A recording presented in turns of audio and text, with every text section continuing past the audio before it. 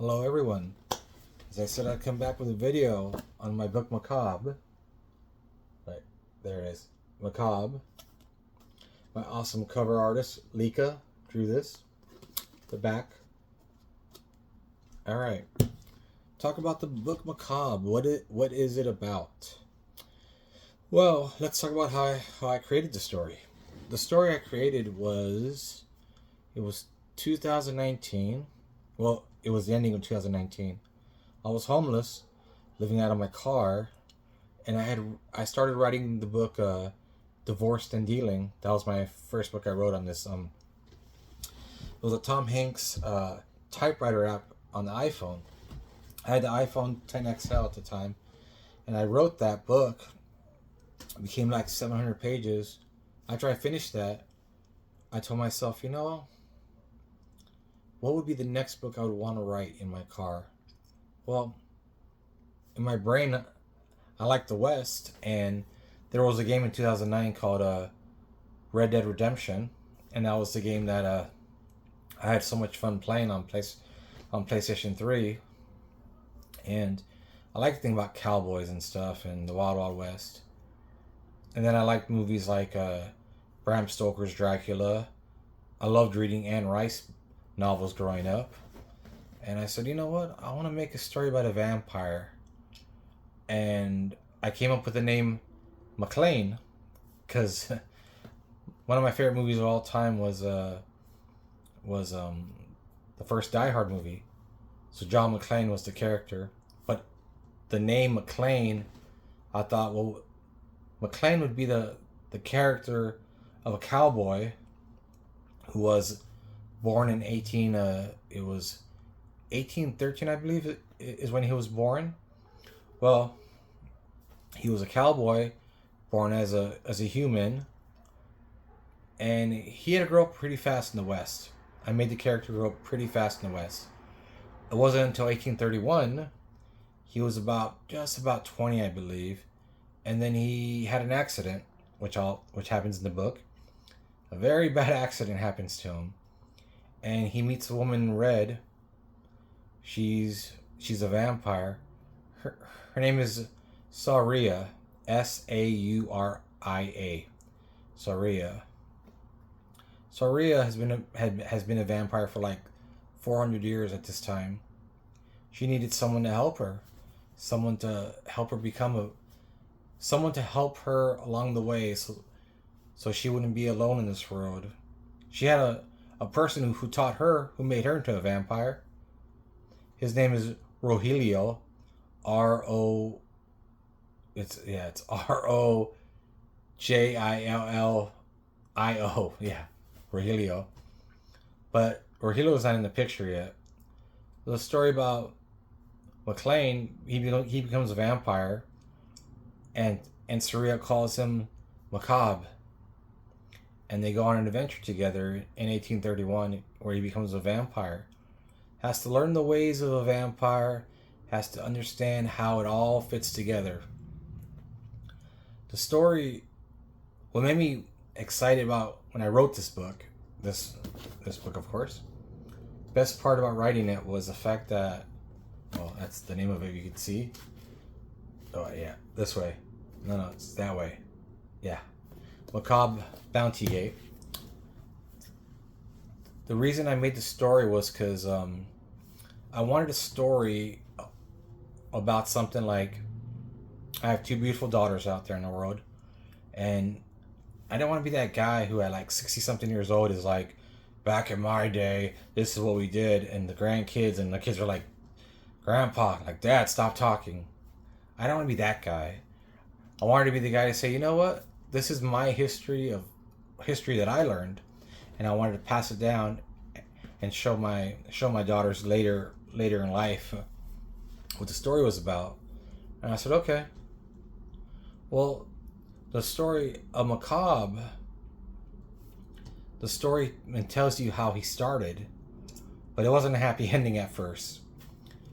His girlfriend here, well, it's not his girlfriend, his girlfriend. Her name, Sauria, which I said her name was. Sauria, for some reason, something puts her to sleep. They're at a Grateful Dead concert in 1968. Puts her to sleep. She can't wake up. He's afraid that he's gonna lose her, but he meets a young pastor who lives in a covenant, and the pastor tells him, "Hey, we can take her body. I know a chamber, kind of like Snow White. We can keep her entombed for the time being until she wakes up." Of course, she doesn't wake up. It's like 2013. Mccaube has to go through life alone from 1968 to 2013. He has to go through the whole world by himself, trying to figure out how can he do this? How can he be in this journey where he's got to grow up for himself? He's got to learn for himself. He doesn't have a partner now. He's a vampire that has to roam the streets. He finds a place in the great city of Seattle, Washington, opens his own theater in the 1980s, has shows, has a building where he has all these people work for him. Everyone that works for him has free room and board, because when he was growing up with Saria, when he was a vampire, he grew up during the vaudeville days back in the 1900s, and him and Saria always talking about opening a theater and being with shows to generate money, because his partner Saria, she didn't want to be in the limelight. She didn't want other vampires to find them, because at the same time, in the back of her mind, she was always worried about the person that made her into a vampire would come back after her. So they're always running, always hiding. In this story, Saria's favorite place was always going to Westminster, England, seeing Big Ben. She just liked going there a lot. She liked traveling. She liked going to rural places. They slept in barns. They slept outside with the stars. The reason, for the character, why I made the story up was, it was like my best friend, who I'm still friends to the day. We've been friends since the 10th grade. He taught me a lot, and when I made the other guy, Rogelio, I was like, you know what, Frank? That's perfect. Those two characters mesh well. But in the first book, which is this book, the first book, I talk about how Mccaube has to go through all this stuff, has to learn, and has to see what happens and what goes on and stuff. I was very proud when I wrote it. I wrote the book in my car for 4 months, and then I flew out to California, ended up living with my best friend for 9 months. 3 months after living with him, I finally finished it. I was able to release the book in it was February of 2021. I was able to release Mccaube. I was very proud of it. The ending is amazing. I just love the way the fight scenes, the way the character arc, the building, just the build up and the flashbacks where he talks about how Saria teaches him how to fight, teaches him how to hunt, teaches McLean just how to adapt as a vampire. There's this one good scene in the book which I love to death, where he asks Saria, they're in his hometown home where he grew up, and he asks her, what would it be like if I put my hand out in the hot sun? What would happen to it? She grabs his hand and puts it in the sun for like 2 seconds. He's like, ah!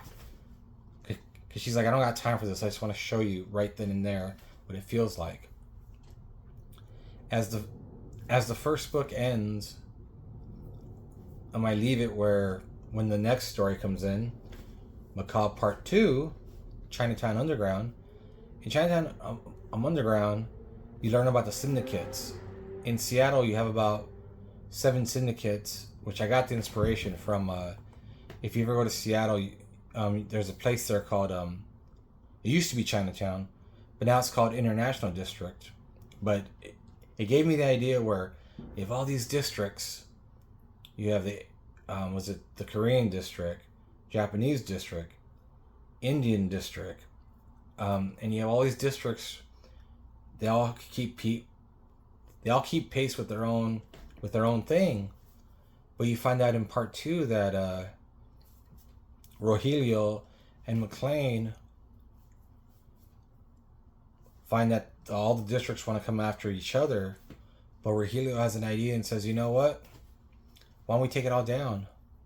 But at the same time, in part 2, the Chinatown district that saves McLean, well, Mccaube from part 1, they make him a deal and say, you know what?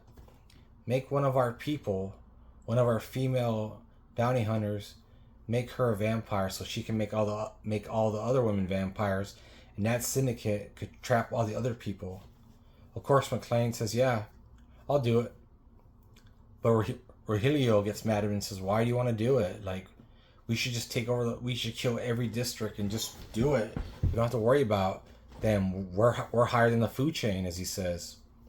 So, of course, in part 2, Mccaube has to decide, okay, do I make her a vampire, or do I change my mind? And that's how part 2 is.